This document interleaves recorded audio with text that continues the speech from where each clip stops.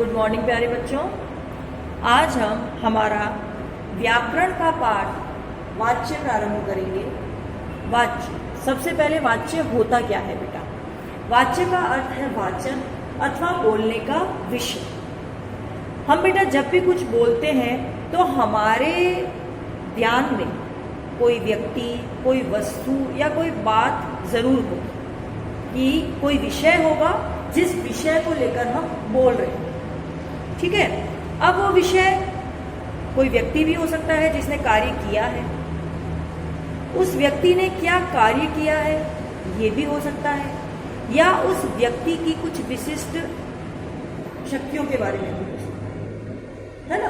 तो हमारा जो बोलने का विषय है, ठीक है, कि जो लक्ष्य लेकर हम बोल रहे हैं वही बोलने का विषय बेटा हमारा कहलाता है वाच्य। ठीक है।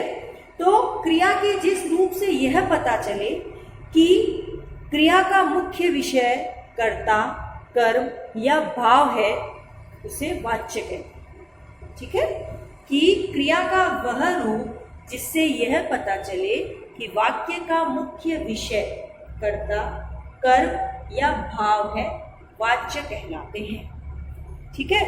जैसे अशोक लिख रहा है। अब वाक्य में काम कौन कर रहा है? अशोक। और जो काम करता है उसे क्या बोलते हैं बेटा? कर्ता। तो वाक्य का कर्ता कौन है? अशोक। क्या कर रहा है? लिख रहा। ठीक। तो हमारा जो वाक्य है अशोक लिख रहा है, तो उसमें कर्ता अशोक है और क्रिया का निर्धारण किसके आधार पर हुआ है? अशोक एकवचन पुल्लिंग के आधार पर। तो हमारे वाक्य का मुख्य विषय कौन है बेटा? कर्ता। ठीक है। तो वाक्य में क्रिया का मुख्य आधार क्या है? वो वाच्य कहलाता है। कि क्रिया के जिस रूप से यह पता चले कि वाक्य का मुख्य विषय कर्ता, कर्म या भाव है, वाच्य कहलाते हैं।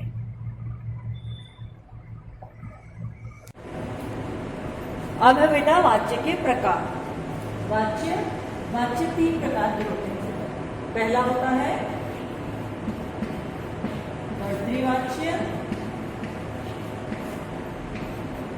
भाववाच्य,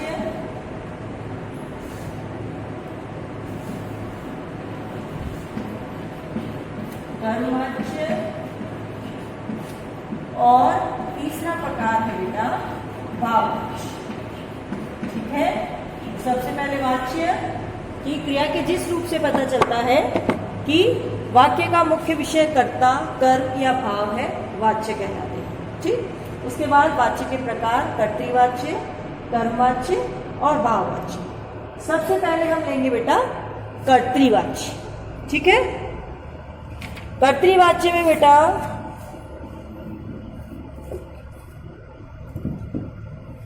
कर्तृवाच्य में जिस वाक्य में क्रिया का मुख्य विषय कर्ता होता है। ठीक है। कर्ता वाक्य को करने वाला। कि यदि हमारे वाक्य की क्रिया कर्ता के आधार पर निर्धारित हो रही है तो वो वाच्य कौन सा होगा? कर्तृवाच्य। ठीक है। तो कर्ता का मुख्य विषय, क्रिया का मुख्य विषय कर्ता होता है। ठीक है। जिस वाक्य में क्रिया का मुख्य विषय कर्ता होता है उसे कर्तृवाच्य कहते हैं। जैसे राम खेल रहा है। राम एक वचन है और हमारी क्रिया जो निर्धारित हुई है बेटा खेल रहा है, वो भी किसके आधार पर निर्धारित हुई है? राम के आधार पर। राम पुल्लिंग एक वचन है और क्रिया भी रहा है, पुल्लिंग एक वचन। तो क्रिया का मुख्य विषय कौन हो गया? कर्ता। तो जिस वाक्य में क्रिया का मुख्य विषय कर्ता होता है उसे कर्तृवाच्य कहते हैं। ठीक है। जैसे गौरव पढ़ता है, गौरव पुस्तक पढ़ता है। ठीक है बेटा। हम बात सिर्फ गौरव की कर रहे हैं। गौरव पुस्तक पढ़ता है, गौरव खाना खाता है, गौरव स्कूल जाता है। अब ठीक है, पुस्तक है, स्कूल है, खाना है, कर्म है उसमें, लेकिन जो क्रिया है वो किसके आधार पर निर्धारित हो रही है? गौरव के आधार पर। और गौरव क्या है बेटा? वाक्य का कर्ता। कि वाक्य कर्ता है, वाक्य का कर्ता अगर स्त्रीलिंग है, क्रिया भी स्त्रीलिंग। वाक्य का कर्ता पुल्लिंग है, क्रिया भी पुल्लिंग। कर्ता एक वचन, क्रिया भी एक वचन। कर्ता बहुवचन, क्रिया भी बहुवचन। कि अगर क्रिया का निर्धारण कर्ता के आधार पर हुआ है तो वहां कौन सा वाच्य होगा बेटा? कर्तृवाच्य। ठीक है।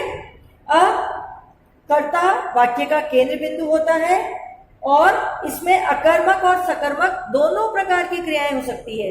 राम खाता है, राम खाना खाता है, राम पढ़ता है, राम खेलता है, ठीक है, और राम चलता है। राम पुस्तक पढ़ता है, ये सकर्मक वाक्य है। राम चलता है, ये अकर्मक वाक्य है। दोनों तरह के वाक्य हो सकते हैं, क्रियाएं सकर्मक और अकर्मक दोनों तरह की हो सकती है। बस ये ध्यान रखना है बेटा कि जब वाक्य में क्रिया का निर्धारण हो तो वो निर्धारण किसके आधार पर हो?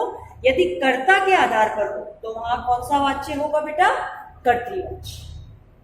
ठीक है। कि वाक्य में यदि क्रिया का मुख्य विषय कर्ता हो तो वहां पर कर्तृवाच्य होता है। ठीक है बेटा। अब दूसरा है हमारा कर्मवाच्य। जैसा नाम से ही पता चल रहा है, कर्म। कर्तृ में कर्ता है तो कर्म में कौन है? कर्म। यदि वाक्य में क्रिया का निर्धारण कर्म के आधार पर होता है तो उसे हम कर्मवाच्य कहते हैं। ठीक है। कि जिस वाक्य में क्रिया का मुख्य विषय कर्म होता है वही कर्मवाच्य होता है। ठीक है। अभी तक हमने बोला था गौरव पुस्तक पढ़ता है। ठीक। अब मैंने इस वाक्य को चेंज कर दिया, गौरव ने पुस्तक पढ़ी।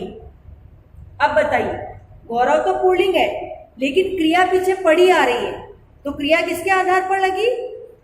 पुस्तक के आधार पर। और पुस्तक क्या है? गौरव का कर्म है। ठीक है।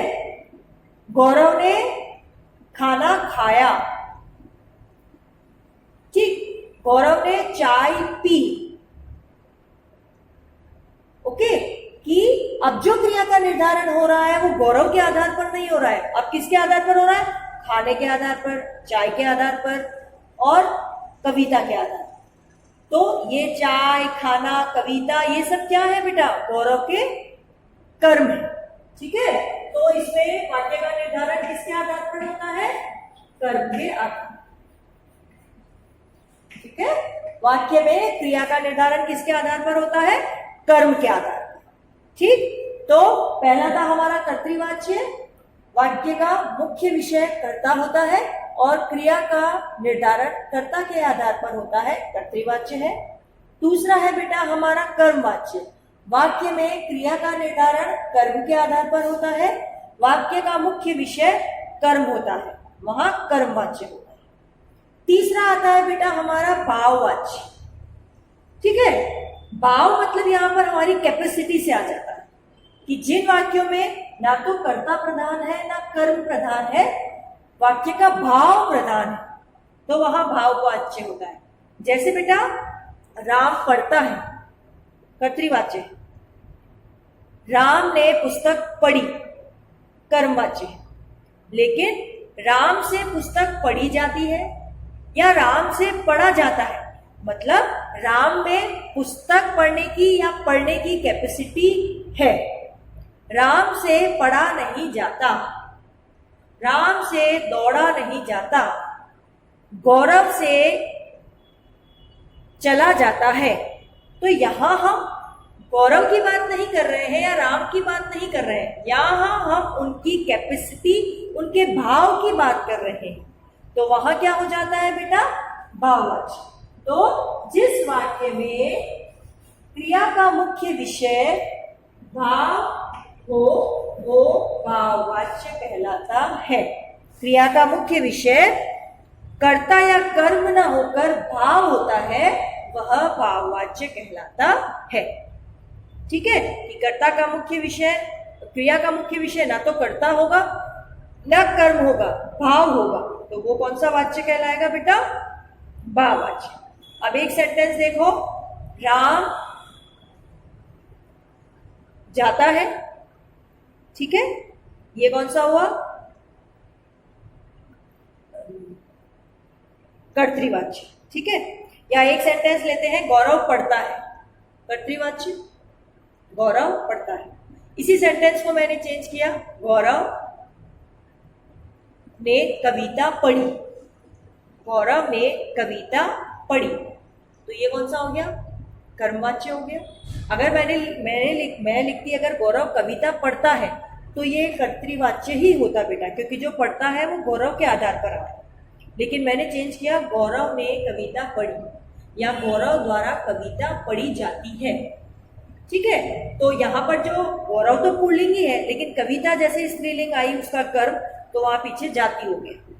तो गौरव पढ़ता है कर्तृवाच्य, गौरव ने कविता पढ़ी कर्मवाच्य, और गौरव से पढ़ा जाता है, गौरव से पढ़ा जाता है, ये भाववाच्य, ठीक है।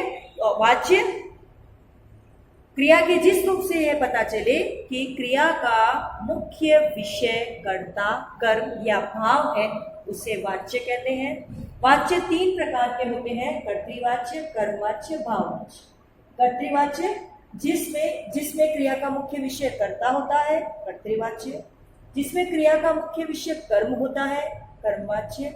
और जिसमें क्रिया का मुख्य विषय कर्ता या कर्म न होकर भाव होता है, उसे भाववाच्य कहते हैं। आज के लिए इतना ही बेटा। कल हम इन्हें आपस में रूपांतरित करना सीखेंगे कि कैसे कर्तृवाच्य को कर्म में बदला जाए, कर्म को भाव में, या भाव कर्तृ में, ठीक है। ओके बेटा, आज आपको इसी पाठ को अच्छे से रीडिंग लगानी। ओके, गुड मॉर्निंग बच्चों। कल हमने वाच्य पाठ पढ़ा था और वाच्य के 3 प्रकारों को समझा था। वाच्य में हमने पढ़ा था बेटा कि क्रिया के जिस रूप से यह पता चले कि वाक्य का मुख्य विषय कर्ता कर्म या भाव हो, उसे वाच्य कहते हैं। फिर हमने वाच्य के 3 प्रकार पढ़े थे बेटा, कर्तृवाच्य, कर्मवाच्य और भाववाच्य। जिस क्रिया में मुख्य विषय कर्ता हो, उसे कर्तृवाच्य कहते हैं। जिस वाक्य में क्रिया का मुख्य विषय कर्म हो, उसे कर्मवाच्य कहते हैं। और जिस वाक्य में क्रिया का मुख्य विषय ना तो कर्ता हो ना कर्म हो, भाव हो, उसे भाववाच्य कहते हैं। आज हम वाच्यों की पहचान कैसे की जाए कि इसमें कर्तावाच्य है, इसमें कर्मवाच्य है और इसमें भाववाच्य है, और वाच्य को परिवर्तित कैसे किया जाए, ये पढ़ें। सबसे पहले हम पढ़ेंगे बेटा वाच्यों की पहचान, ठीक है। वाच्यों की पहचान में है सबसे पहले बेटा कर्तृवाच्य। कर्तृवाच्य में देखिए बेटा कि कर्ता या तो बिना विभक्ति के होता है या कर्ता के साथ ने की विभक्ति हुई है। कर्ता या तो बिना विभक्ति होगा, विभक्ति होता है ना, कर्ता ने उसकी विभक्ति होती है बेटा, या ने के साथ, ठीक है। राम खाना खा रहा है, ठीक, वाक्य का कर्ता राम ही है लेकिन उसमें विभक्ति का प्रयोग नहीं है, और राम ने खाना खाया, इसमें ने विभक्ति का प्रयोग है, ठीक है बेटा। दूसरा है हमारा कर्मवाच्य। कर्मवाच्य की क्या पहचान होगी बेटा कि इसमें कर्ता के साथ, ठीक है, कर्ता के साथ से या के द्वारा जुड़ा रहता है, ठीक है। कर्ता के साथ से अथवा के द्वारा जुड़ा रहता है, ठीक है। जैसे राम से सेब खाया गया, या राम के द्वारा पुस्तक पढ़ी गई। राम के द्वारा खाना खाया जाता है। ठीक है, ओके। इसमें मुख्य क्रिया सकर्मक होगी। सदैव इसमें जो क्रिया होगी, एक पॉइंट तो ये है बेटा, दूसरा क्या होगा, क्रिया सदैव क्या होगी बेटा, सकर्मक। क्यों होगी सकर्मक, बताओ बेटा, क्यों? क्योंकि क्रिया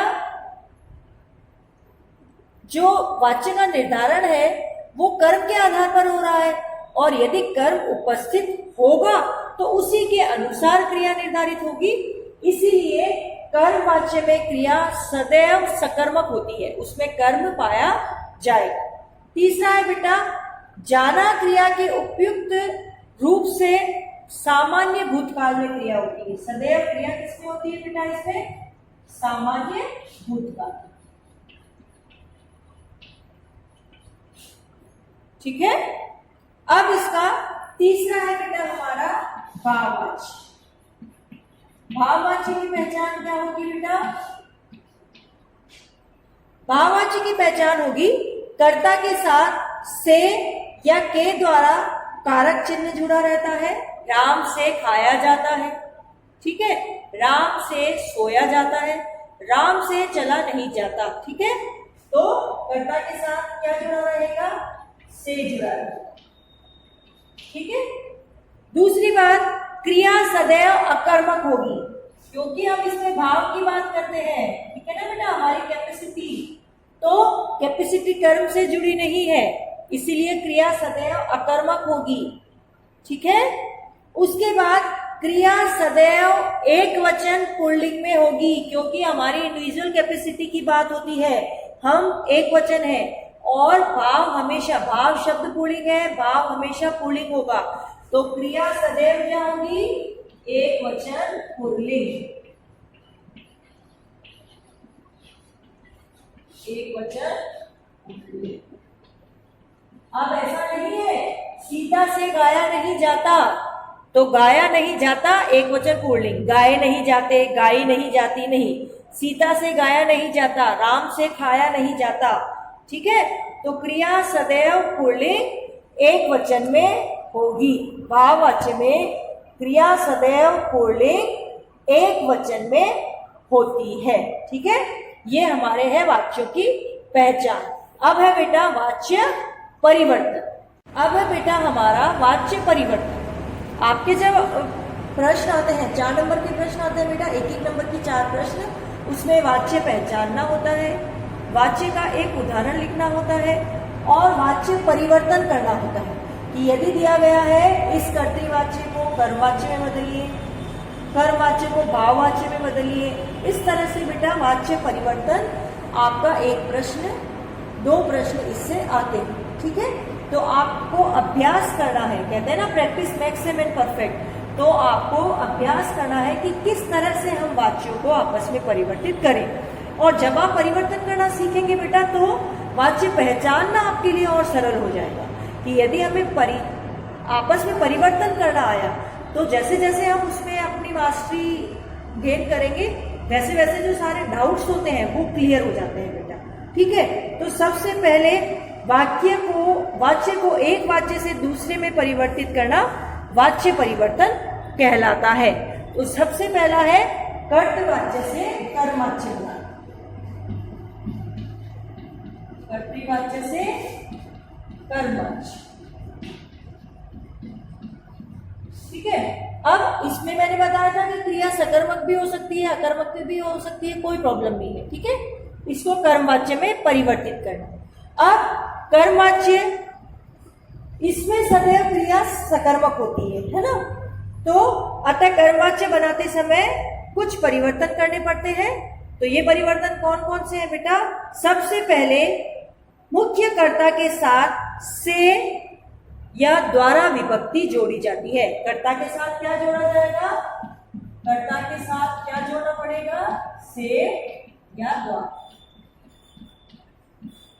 ठीक है, राम ने खाना खाया, अब राम के साथ ने जुड़ा हुआ है, लेकिन हमको जब कर्मवाच्य में करना है तो उसके साथ से या द्वारा जोड़ना पड़ेगा। ठीक है, तो राम के द्वारा खाना खाया गया।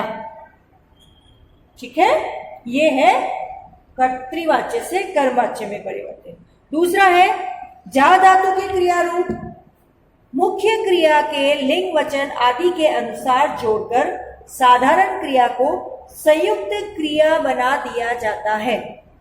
राम ने खाना खाया, ठीक है, राम ने खाना खाया साधारण क्रिया है बेटा, लेकिन मैंने बोला राम द्वारा खाना खाया जाता है, तो ये संयुक्त क्रिया में परिवर्तित कर दिया, खाया जाता है, ये संयुक्त क्रिया है बेटा, ठीक है। मुख्य क्रिया साधारण क्रिया एक शब्द और इसमें खाया जाता है, मुख्य क्रिया और सहायक क्रिया दो मिली है, तो ये संयुक्त क्रिया में परिवर्तित हुई है, ठीक है।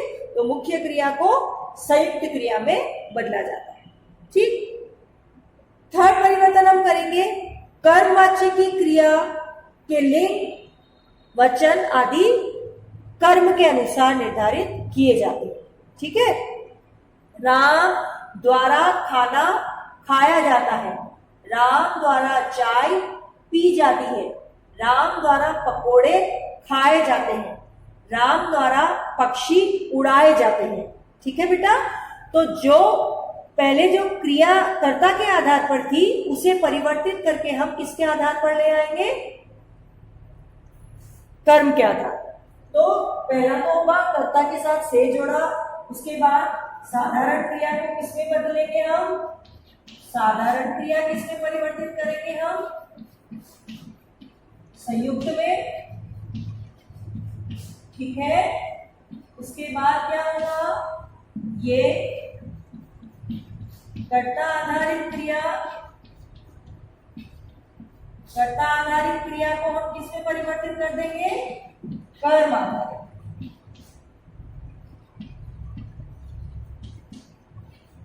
कर्ता आधारित क्रिया को हम किसमें, कर्म के आधार पर चेंज कर देंगे, ठीक है बेटा।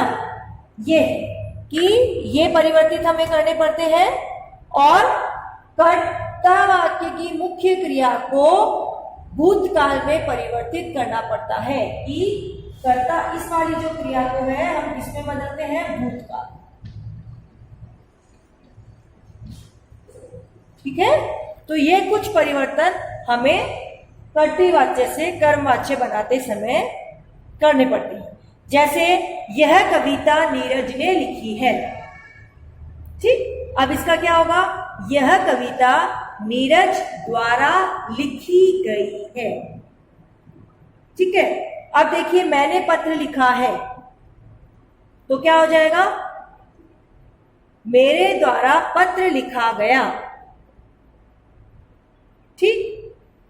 उसके बाद देखिए क्या आप अलीगढ़ जाएंगे, क्या आपके द्वारा अलीगढ़ जाया जाएगा, ठीक है। इस तरह से वाच्य परिवर्तन हम कर्तृवाच्य से कर्मवाच्य में करेंगे। अब हमारा दूसरा होगा बेटा कर्तृवाच्य से भाववाच्य। अब इससे कर्तृवाच्य से किस में आ जाएंगे हम, भाववाच्य। कर्तृवाच्य से भाववाच्य। अब भाववाच्य केवल सकर्मक क्रिया से बनते हैं, अकर्मक क्रियाओं से बनते हैं। भाववाच्य अकर्मक क्रियाओं से होते हैं, उनमें कर्म नहीं पाया जाता। अतः कर्तृवाच्य से भाववाच्य बनाते समय हमें कुछ बातों का ध्यान रखना पड़ेगा। उन बातों में सबसे पहले बेटा कर्तृवाच्य से कर्म बनाते समय क तथा ख पूरी तरह यहाँ भी लागू होते हैं कि आपको विभक्ति चेंज करनी पड़ेगी, ने को हटाना पड़ेगा, ठीक। उसके बाद वाक्य की क्रिया को ही वाक्य का कर्ता बना दिया जाता है। जैसे हंसता है तो हंसा जाता है, खेलता है तो खेला जाता है। जो क्रिया है वो वाक्य में मुख्य रूप ले लेती है, क्योंकि वो क्रिया ही हमारी कैपेसिटी है बेटा। तो क्योंकि भाव के आधार पर बात हो रही है, तो जो क्रिया है उससे वाक्य का मुख्य विषय बना दिया जाता है, ठीक है। क्रिया को सदैव अन्य पुरुष पुल्लिंग एक वचन में कर दिया जाता है। अन्य पुरुष पुल्लिंग एक वचन। बताया था कि भाववाच्य की क्रिया सदैव पुल्लिंग एक वचन में होती है, तो कर्तृवाच्य में कोई भी क्रिया हो उसे आपको पुल्लिंग एक वचन में परिवर्तित करना पड़ेगा, ठीक है। और जा धातु की क्रिया रूप कर्तवाच्य के काल के भेद के अनुसार जुड़ जाते हैं। जैसे राम ने खाना, राम जाता है, ठीक है, तो राम से जाया जाता है, या राम गया, भूतकाल है तो राम से जाया जाता था, ठीक है, या राम से जाया गया। ओके, तो जिस काल का ये होगा उसी काल के अनुरूप हमको क्रिया के रूप बनाने पड़ेंगे। जैसे आप देखिए, राधा नहीं पढ़ती, तो राधा से पढ़ा नहीं जाता, पढ़ती पढ़ा नहीं जाता, ठीक। ऐसे ही लोग बोलते हैं, तो लोगों से बोला जाता है।